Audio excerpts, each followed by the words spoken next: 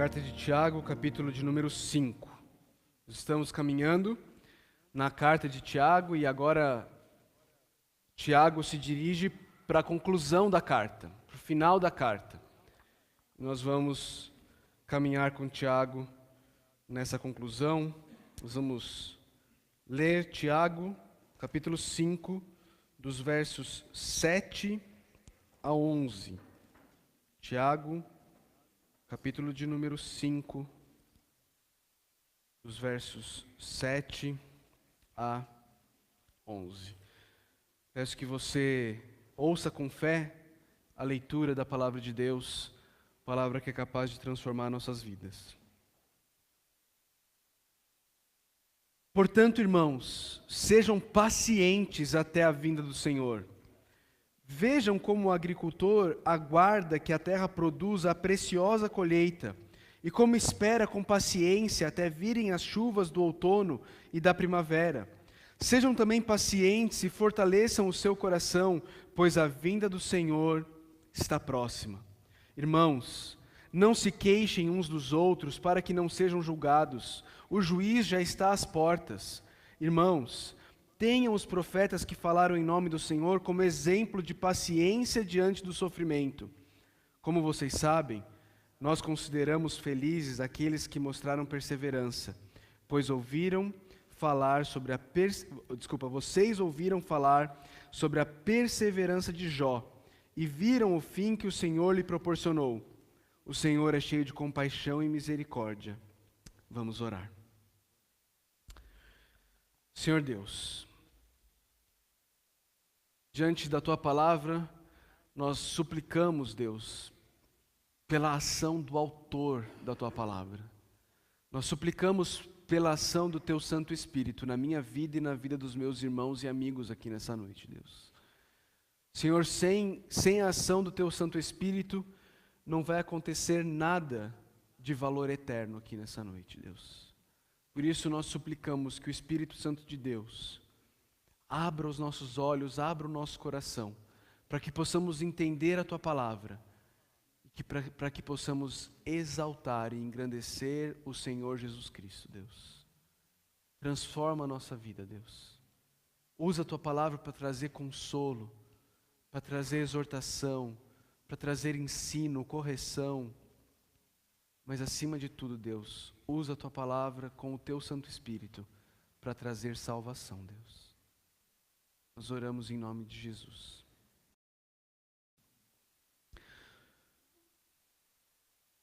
Semana passada, nós olhamos para os primeiros 6 versículos de Tiago, capítulo 5, e naqueles primeiros 6 versículos, Tiago não está falando com irmãos, Tiago não está falando com a igreja, Tiago está falando com pessoas de fora da igreja, pessoas muito ricas, donas de grandes propriedades e que estavam esfolando o pobre. E Tiago então manda uma parte da sua carta para essas pessoas, endereçada a essas pessoas. Nós estudamos sobre isso semana passada, nós vimos que alguns dos objetivos de Tiago com isso é nos ajudar a não invejarmos aqueles que ficam ricos de forma ilegal, que ficam ricos de forma imoral, e também nos ajudar a não buscarmos vingança contra aqueles que nos fazem o mal, mas descansarmos no Senhor, sabendo que Ele está cuidando de nossas vidas. E agora, quando chegamos no versículo 7, Tiago começa esse trecho com a palavrinha portanto, e sempre que nós encontramos a palavrinha portanto, nós precisamos lembrar do que foi dito antes disso. E por isso eu quero recordar com os irmãos que Tiago estava fazendo uma exortação àqueles que são incrédulos, àqueles que são ricos e que usam a sua riqueza para explorar o próximo. Você se lembra que no estudo da semana passada, nós vimos, por exemplo, que essas pessoas, no versículo 4, elas estavam retendo o salário dos seus trabalhadores. As pessoas iam na propriedade delas, trabalhavam o dia inteiro e chegavam no final do dia elas ganhavam um tapinha nas costas, ao invés de ganhar um salário. Você lembra que nós vimos sobre isso? Nós vimos sobre o fato de elas estarem condenando e matando o justo, versículo 6, sem que o justo ofereça resistência.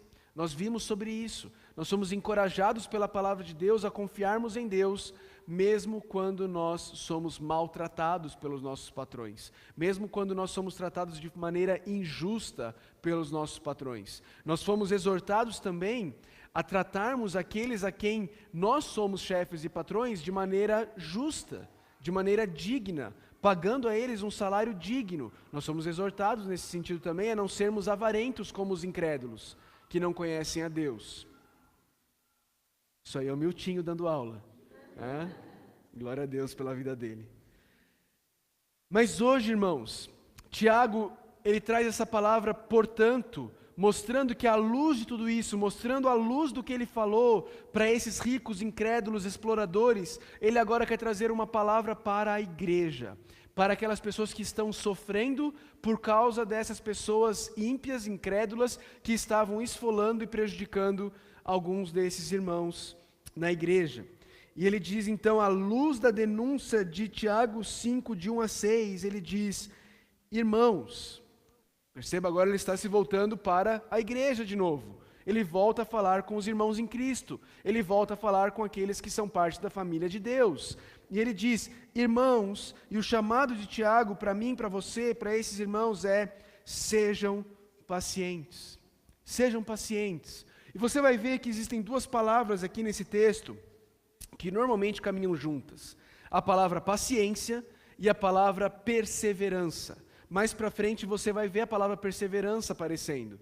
A diferença entre a palavra paciência e a palavra perseverança, de forma essencial, tem a ver, a paciência é a capacidade de não estourar, mas de ser longânimo com pessoas que estão te fazendo mal.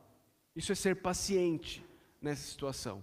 É quando alguém faz mal para você e você consegue não explodir com essa pessoa. Você consegue não maltratar essa pessoa. Você consegue continuar tratando essa pessoa com graça.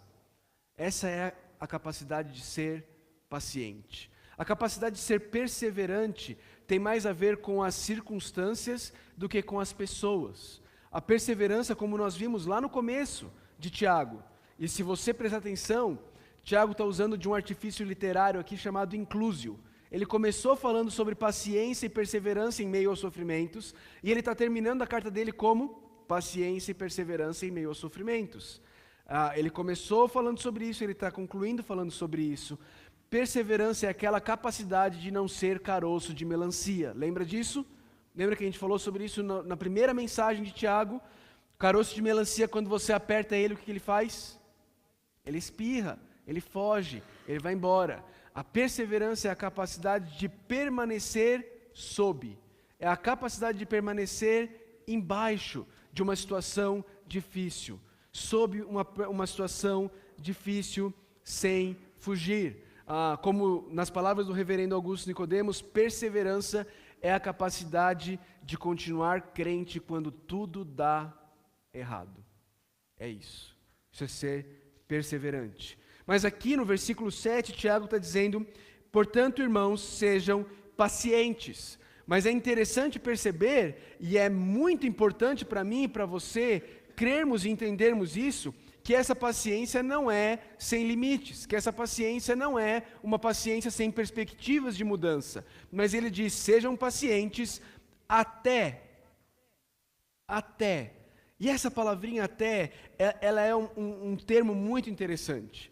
Ela é um termo que muitas vezes na literatura grega era usado para o período da gestação, da gravidez. A gente tem aí um punhado de grávidas aqui na nossa igreja, né? Deus tem nos abençoado com fertilidade e Deus tem nos abençoado com irmãs que estão gerando outras vidas, e isso é graça de Deus. Mas inerente ao período de gestação, existem dores, existem enjoos, existem dificuldades que as mulheres contam para a gente que são muito difíceis, e nós homens só podemos dizer que nós acreditamos, não é? Não estamos na posição de duvidarmos de maneira alguma, não é? Mas a palavrinha que é traduzida como até aí, era usada na literatura grega para falar sobre esse termo de gestação. Quando você passava por períodos difíceis, a barriga estava pesando, os enjoos estavam judiando, a situação não era agradável, não era gostosa, mas era até daqui 9 meses. Depois de 9 meses, bom, aí são outras coisas que vão vir. Mas pelo menos os enjoos, as dores e tudo mais, chutando, isso pelo menos passa. Existe uma expectativa de que vai mudar. Existe uma expectativa de que vai deixar de ser como é, que as dores vão passar, que os enjoos vão melhorar. Tiago está dizendo, meus irmãos, sejam pacientes. Até quando? Até o parto? Não, até a vinda do Senhor. Tiago está dizendo, irmãos, o meu e o seu sofrimento, eles têm prazo de validade. O meu e o seu sofrimento não são eternos. Nós não sofremos como quem não tem esperança. Nós não sofremos como quem não tem de mudança. Nós sofremos como pessoas que sabem que está chegando o dia em que todo sofrimento será derrotado. Nós sofremos como pessoas que sabem que está chegando o dia em que a morte, a dor, o choro e as lágrimas não mais existirão. Está chegando o dia em que nenhum patrão ímpio explorará mais nenhum empregado. Está chegando o dia em que nenhum de nós passará mais nenhuma necessidade.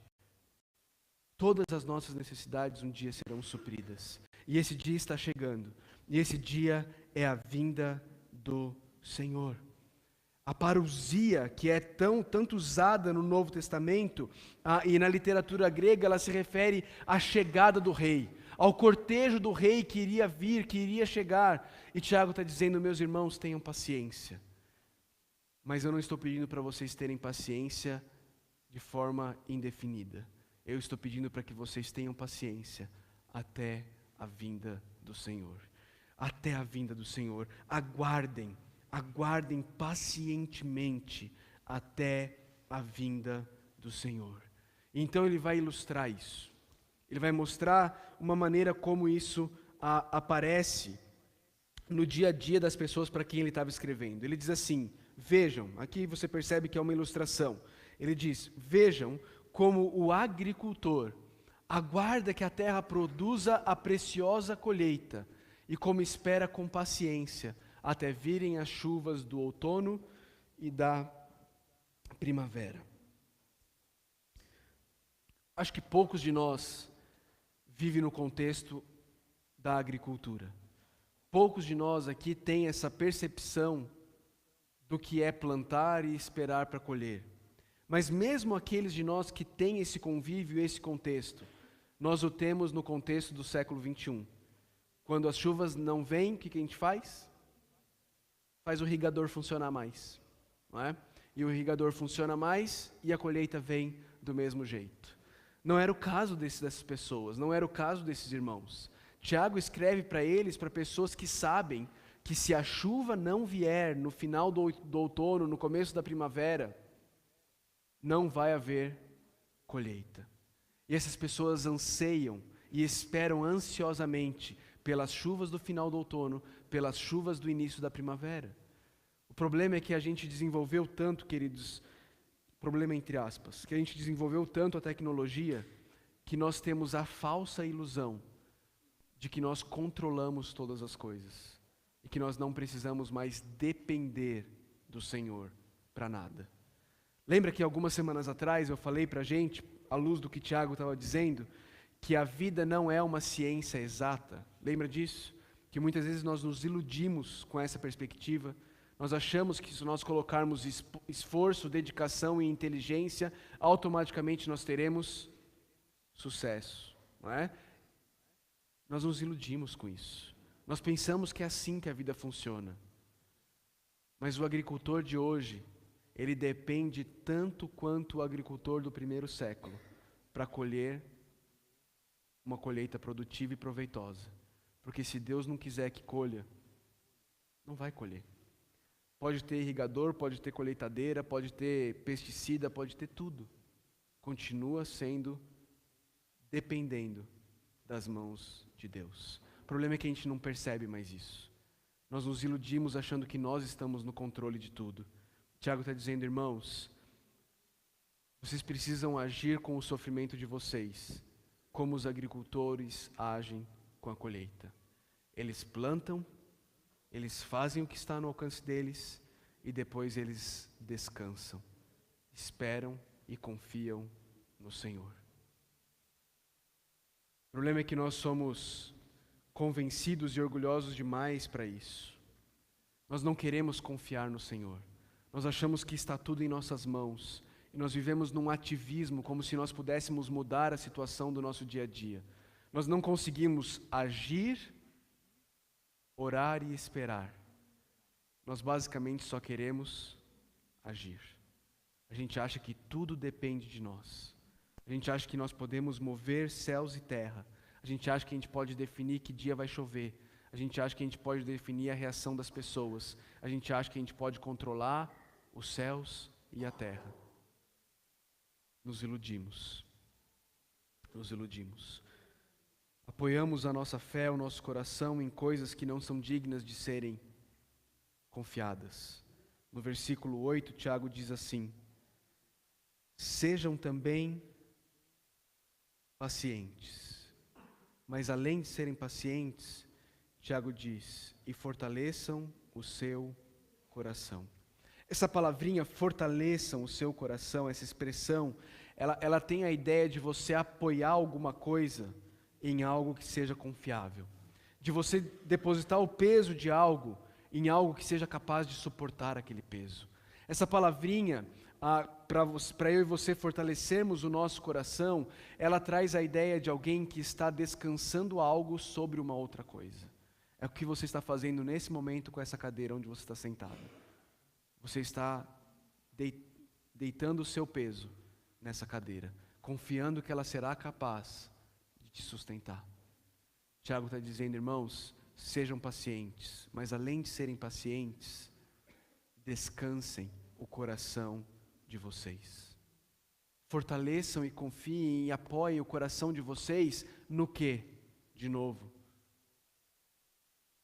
na vinda do Senhor que está próxima.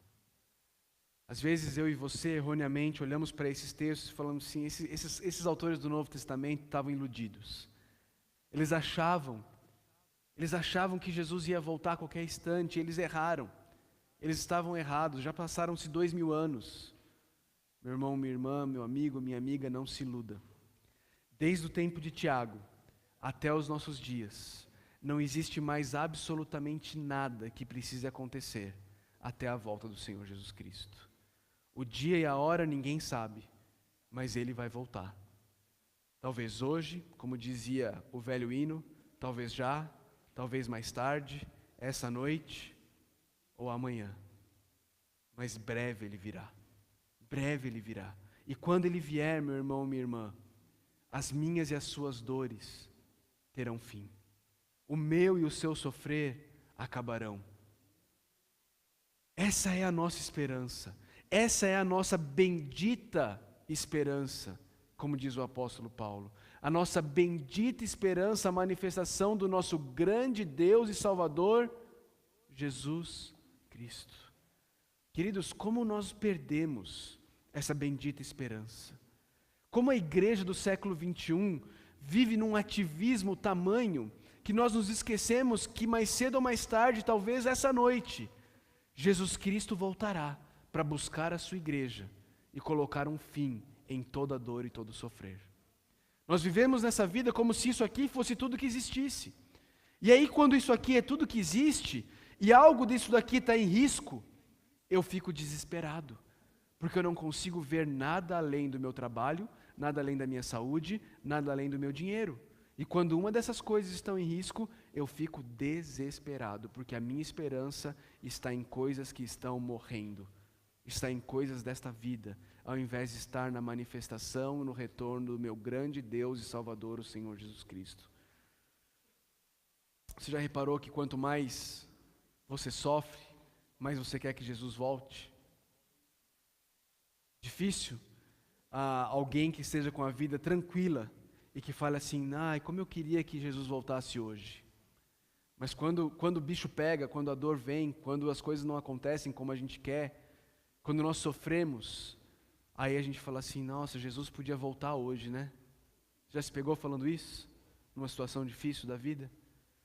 Queridos, Essa é uma bendita esperança, que não precisa ser apenas dos dias maus. Essa é uma bendita esperança que pode ser de todos os dias bons e os dias maus, porque nenhum dos nossos melhores dias pega a rabeira quando comparado com um dia na presença do nosso Senhor e Salvador Jesus Cristo. Nós precisamos ansiar pela volta de Jesus.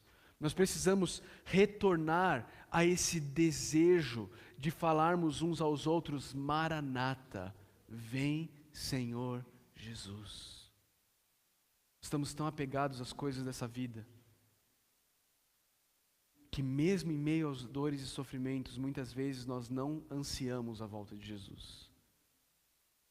Estamos tão apegados às coisas, às pessoas, às situações e circunstâncias, que nós vivemos, como a gente falou algumas semanas atrás, um ateísmo cristão. Nós vivemos como se Deus não existisse e como se Cristo não fosse voltar. Pare e pensa na sua vida, na maneira como você reage ao sofrimento e na maneira como você busca as coisas deste mundo. Qual é a diferença entre a maneira como você reage ao sofrimento e busca as coisas deste mundo, a maneira como um incrédulo reage ao sofrimento e busca as coisas deste mundo? Tem alguma diferença? Algo muda na sua forma de reagir ao sofrimento? Ou você está tão ocupado, fechado, vivendo nesse mundo como se você estivesse vivendo num eterno Eclesiastes? Como se não existisse Deus, como se não houvesse esperança além dessa vida? Você está tão focado nessa vida, que você nem sequer pensa mais na realidade do fato de que a vinda do Senhor está próxima.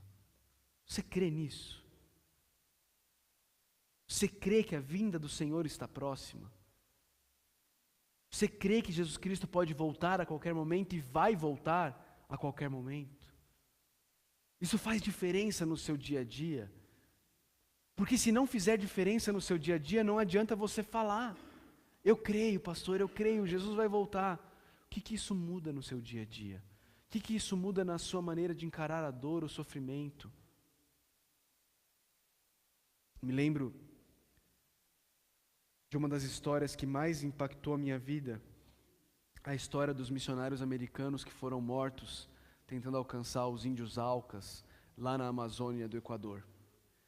No filme, eu não sei se isso é uma história real, uma parte real da história ou não, mas no filme, um dos filhos do missionário, ele pede para o missionário que está indo ao encontro daqueles índios que nunca tiveram contato com a civilização, que não conhecem o Senhor Jesus Cristo e que matam todos os brancos que aparecem diante deles.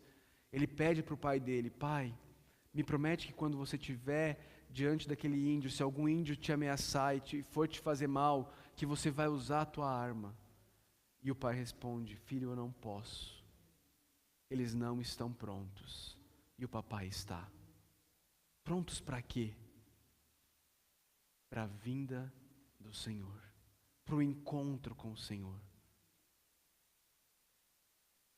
Você tem vivido diante da realidade de que a vinda do Senhor está próxima? De que não existe mais nada, nenhum sinal, nenhuma profecia se cumprir, não existe nada que precisa acontecer até que Jesus Cristo possa voltar? Precisamos resgatar isso na nossa vida.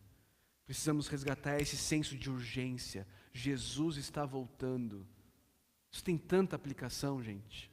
De novo, vou voltar lá atrás, quando eu era um menino no acampamento Palavra da Vida em Atibaia, e a tia Sônia nos ensinava aquela música: não posso perder tempo, Jesus está voltando, não posso perder tempo, ser um missionário de Deus emissário para levar aos outros Jesus. Isso tem mudado a maneira como você se relaciona com quem não conhece a Jesus? Jesus está voltando, a vinda do Senhor está próxima. Tiago continua e ele diz de novo: irmãos, irmãos. E agora, nesse contexto aqui de sofrimento, ainda dentro do âmbito do fato de que Jesus está voltando, ele diz: não se queixem. Não se queixem. De quem? Dos ricos opressores? Não. Não se queixem uns dos outros. Interessante que em meio à pressão, quando nós sofremos, quando as coisas ficam difíceis, a minha e a sua tendência não é descontar em quem nos está fazendo mal, mas é descontar em quem nós mais amamos e que estão mais próximos de nós. Isso acontece comigo ou acontece com você também? Tiago está dizendo, irmãos, não se queixem uns dos outros. Não comecem a guerrear dentro do mesmo quartel. A nossa guerra não é entre nós.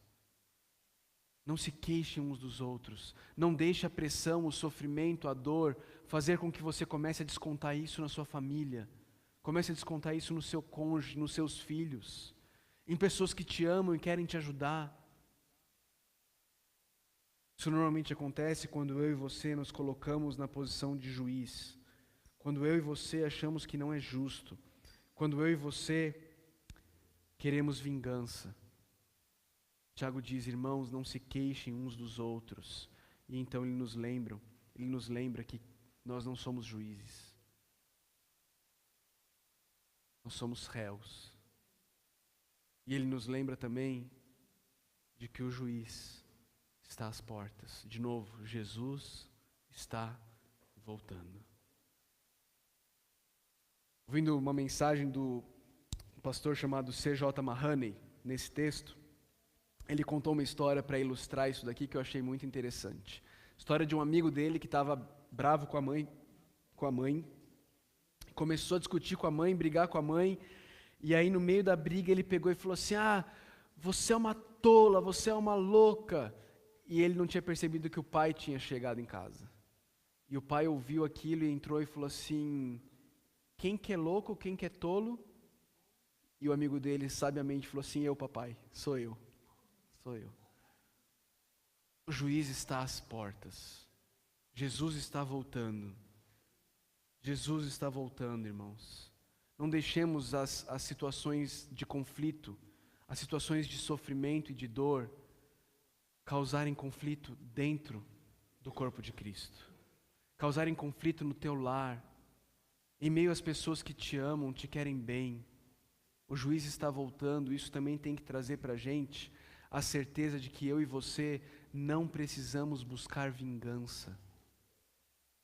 O juiz está voltando, ele vai lidar com todo o mal que nos foi causado. Lá em Romanos, Paulo diz, a vingança pertence ao Senhor. Não precisa completar dizendo, amém, me usa como teu instrumento, Deus. Deixa Ele agir, deixa Deus agir. Deixa Deus cuidar de você. Eu e você somos fracos, somos pequenos, somos incapazes. Mas Deus não é. Confie nele.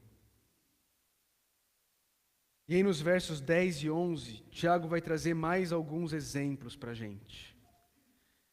Ele começa de novo nos lembrando, ele está falando com a gente. Ele está falando com pessoas que conhecem a Deus. Ele está falando com membros da família de Deus. E ele diz, irmãos, tenham os profetas que falaram em nome do Senhor como exemplo de paciência diante do sofrimento.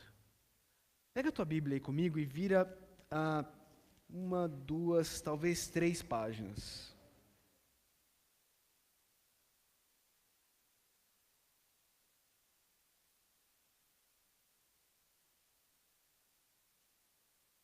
Vai para Hebreus capítulo 11.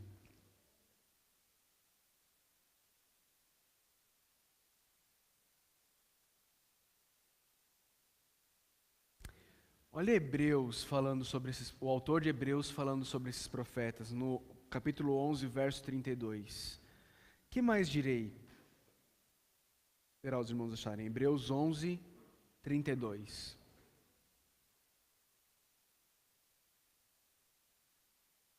Que mais direi? Não tenho tempo para falar de Gideão, Baraque, Sansão, Jefté, Davi, Samuel e os profetas, os quais pela fé conquistaram reinos, praticaram a justiça, alcançaram o cumprimento de promessas, fecharam a boca de leões, apagaram o poder do fogo e escaparam do fio da espada, da fraqueza, tiraram força, tornaram-se poderosos na batalha e puseram em fuga exércitos estrangeiros. Houve mulheres que pela ressurreição tiveram de volta os seus mortos. Até aqui está muito lindo, não está? Quem não quer tudo isso daqui? Mas olha a continuação. Uns foram torturados e recusaram ser libertados para poderem alcançar uma ressurreição superior. Outros enfrentaram zombaria e açoites. Outros ainda foram acorrentados e colocados na prisão, apedrejados, cerrados ao meio, postos à prova, mortos ao fio da espada, andaram errantes, vestidos de pele de ovelhas e de cabras, necessitados, afligidos e maltratados. O mundo não era digno deles. Vagaram pelos desertos e montes, pelas cavernas e grutas. Todos estes receberam bom testemunho por meio da fé. No entanto, nenhum deles recebeu o que havia sido prometido. Deus havia planejado algo melhor para nós, para que conosco fossem eles aperfeiçoados. Fala um profeta do Antigo Testamento e você vai encontrar um homem que sofreu por causa de Cristo. Isaías foi provavelmente cerrado ao meio. Daniel jogado na cova dos leões. Um atrás do outro, você encontra pessoas que sofreram nesse mundo. O mundo que não era digno delas. O que pode levar você e eu a pensar que vai ser diferente com a gente? Que não seremos aceitos. Tiago está dizendo, irmãos, tenham os profetas que falaram em nome do Senhor como exemplo. Eles suportaram pacientemente o sofrimento. Eles suportaram o sofrimento por causa do Senhor. E no versículo 11, ele continua falando desses irmãos. Ele continua dizendo, ele diz, como vocês sabem. E é interessante aqui, porque tudo que eu estou falando aqui para vocês, provavelmente não é novo para nenhum de nós, não é verdade? Tem nada que você ouviu até agora que você falou assim, nossa, nunca tinha ouvido isso. Provavelmente você conhece do que eu estou falando. Mas nós precisamos nos lembrar disso. Porque o nosso coração vai endurecendo, nós vamos nos esquecendo das verdades, e nós vamos vivendo como se esse mundo fosse tudo que existisse. Tiago está dizendo, como vocês sabem, nós consideramos felizes aqueles que mostraram perseverança. Você se lembra do que Jesus diz lá em Mateus, capítulo 5, quando ele está no monte sobre as bem-aventuranças, nos versos 11 e 12 ele diz, bem-aventurados serão vocês quando por minha causa os insultarem, os perseguirem e levantarem todo tipo de calúnia contra vocês. Alegrem-se e regozijem-se, porque grande é a sua recompensa nos céus, pois da mesma forma perseguiram os profetas que viveram antes de vocês. Tiago está fazendo uma alusão a isso daqui, quando ele diz, como vocês sabem, nós consideramos felizes aqueles que mostraram perseverança. Sofrimento no meio do povo de Deus não é nada novo. O que é novo no meio do povo de Deus é essa pregação estranha de que se você for fiel, a sua vida vai correr tudo bem. Você vai ficar rico, você vai ser saudável e tudo vai dar certo na tua vida. É isso que é novo.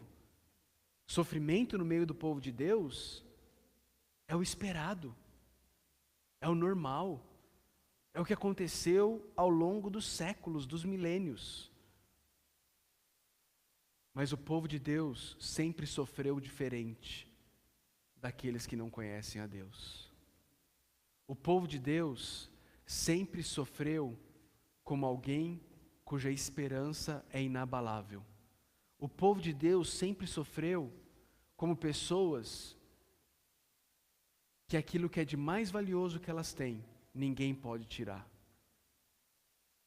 que é a certeza do relacionamento com Jesus Cristo, com o nosso Deus, com o nosso Salvador. Se você pegar o livro dos mártires para ler, e você buscar no livro dos mártires, ver como os irmãos em Cristo reagiram ao martírio, você vai ver homens e mulheres que consideraram as posses deles, que consideraram a vida deles como nada, porque eles sabiam que a vida deles de verdade estava guardada nas mãos de Cristo. Você se lembra do que nós cantamos aqui? Nenhuma força poderá de suas mãos me separar, até com Ele me encontrar, no seu poder eu viverei. Queridos, é essa certeza, é a certeza de que nenhuma força poderá de suas mãos me separar. É essa certeza que em meio à dor, ao sofrimento, nos liberta para sofrermos bem, para sofrermos com fé, para sofrermos crendo que por mais que nos tirem tudo nessa vida, não serão capazes de nos tirar das mãos do nosso Senhor e Salvador Jesus Cristo. E o poder dele vai nos sustentar até o dia em que ele voltar. É essa certeza que me capacita e te capacita a sofrer de forma diferente daqueles que não têm esperança eterna, daqueles cuja esperança está morrendo a cada dia, porque esperam em coisas deste mundo.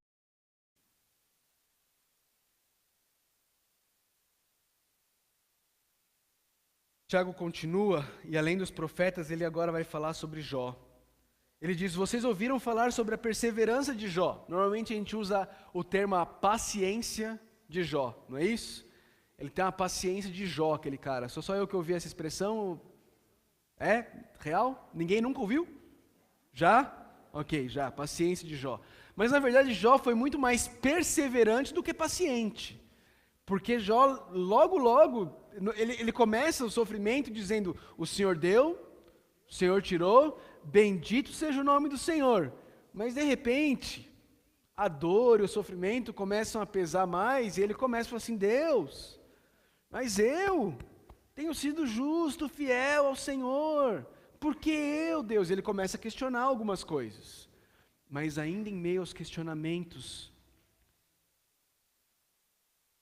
compreensíveis de Jó, ele persevera na fé dele em Deus. Ele persevera confiando em Deus. Ele persevera sabendo que Deus não o está castigando. Ele persevera sem blasfemar contra Deus. Ele persevera sem questionar a bondade de Deus. A fé de Jó persevera.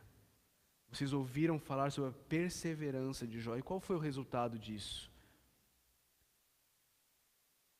Qual foi o resultado disso? Alguém pode dizer: Deus restituiu tudo para Jó. Foi esse o resultado, apesar de que isso de fato aconteceu. Mas não é disso que Tiago está falando. Vai lá para Jó, é o livro que fica antes dos Salmos, é fácil de você achar. Jó, o último capítulo de Jó, Jó 42. Fica antes do livro dos Salmos, Jó, capítulo 42.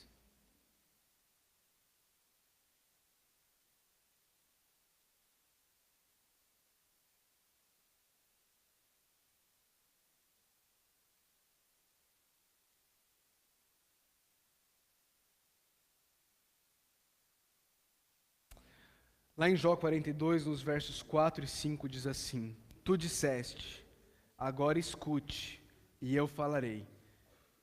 Vou fazer-lhe perguntas, e você me responderá. E então vem a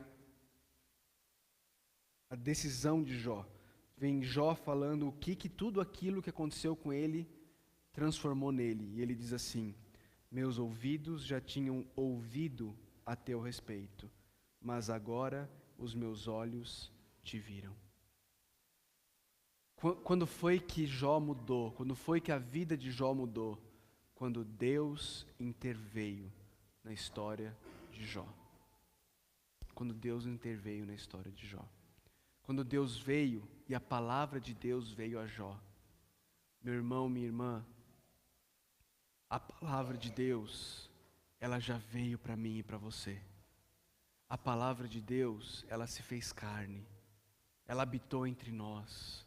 Nós vimos a sua glória, glória como a do unigênito, vindo do Pai, cheio de graça e de verdade.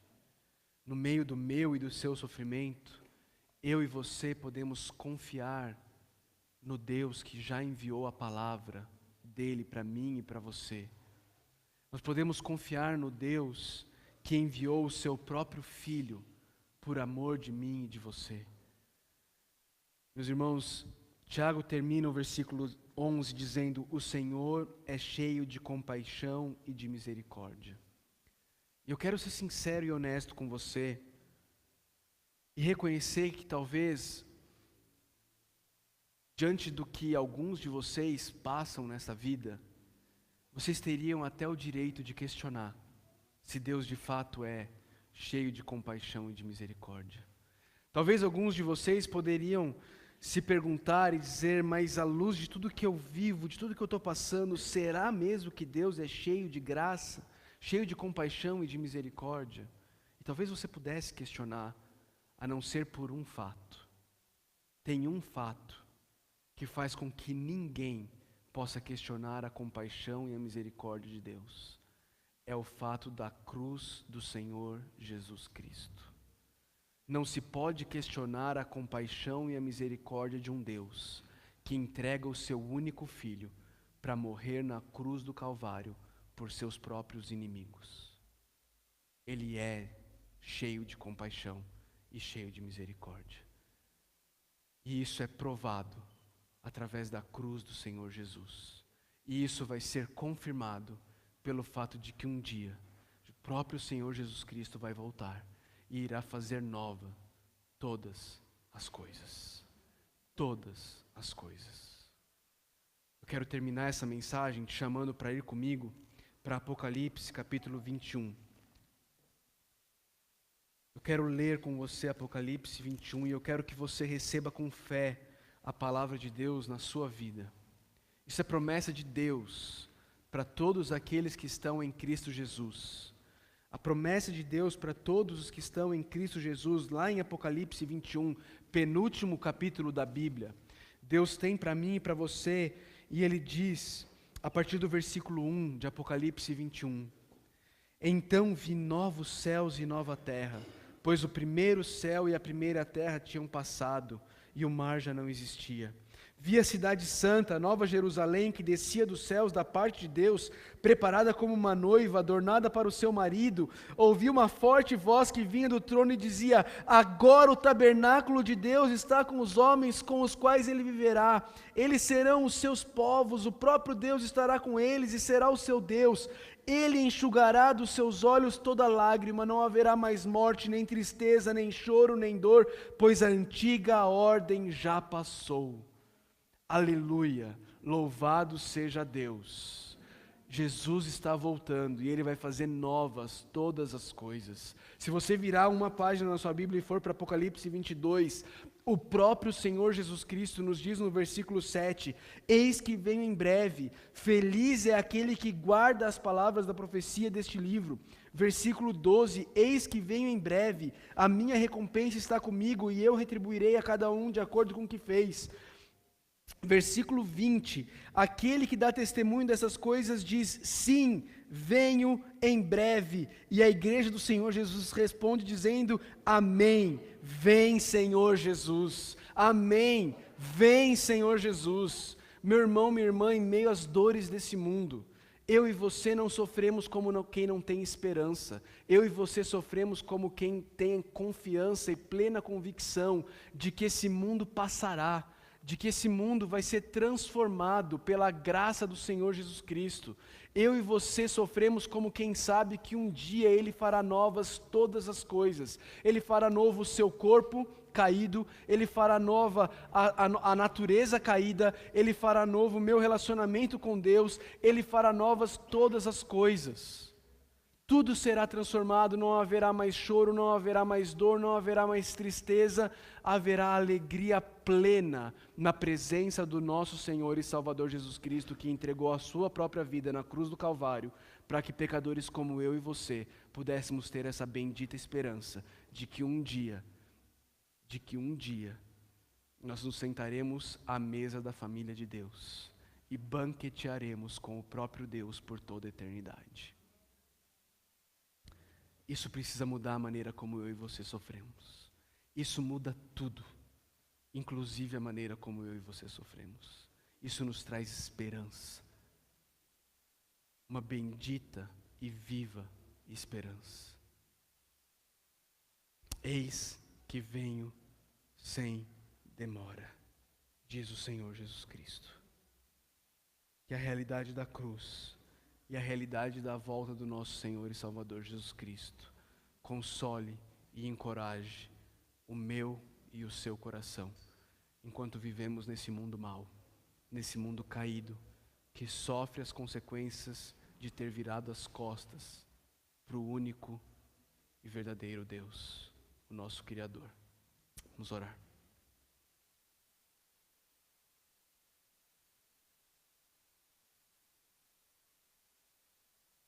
Antes de nós orarmos, queria te dar a oportunidade. Talvez você está vivendo um momento de dor e de sofrimento hoje, agora. Talvez você está sofrendo e você gostaria que nós orássemos por você. Se esse é o seu caso, a gente não faz isso com frequência aqui, mas eu gostaria de fazer isso hoje à noite. Eu queria que você ficasse em pé, se você gostaria que nós orássemos por você nessa noite. Você está sofrendo e você quer que nós oremos por você, pela sua dor, pelo seu sofrimento. Eu gostaria de te pedir que ficasse em pé para que nós orássemos por você.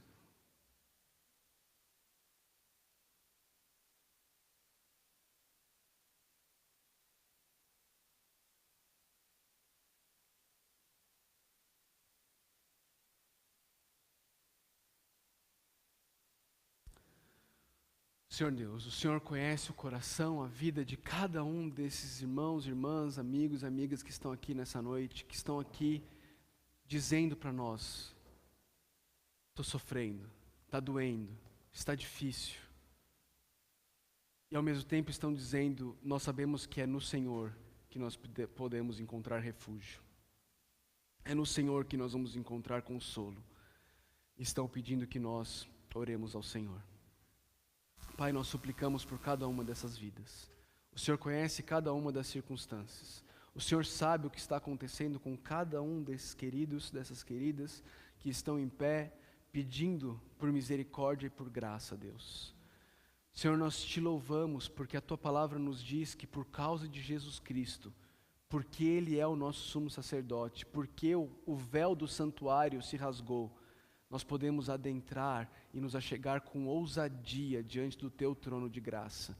E podemos suplicar por graça e misericórdia no tempo da necessidade. Deus, é tempo de necessidade para cada um desses irmãos queridos. Nós estamos aqui para suplicar por eles, pedindo que o Senhor se revele de uma maneira especial na vida deles, pedindo que o Senhor os console, os encoraje, os guarde, os anime, que a realidade da vinda, da breve, da iminente vinda do Senhor Jesus Cristo, traga consolo ao coração desses queridos, Deus. Que eles sofram não como desesperados, mas que eles sofram como quem pode confiar no fato de que breve virá o Senhor Jesus. E quando vier, toda lágrima será enxugada. Toda dor será destruída. Então experimentaremos a plenitude da Tua graça. Senhor,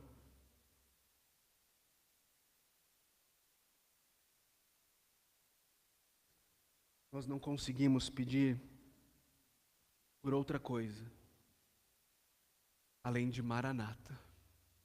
Vem, Senhor Jesus. Vem, Senhor Jesus. É em nome dele que nós oramos. Amém.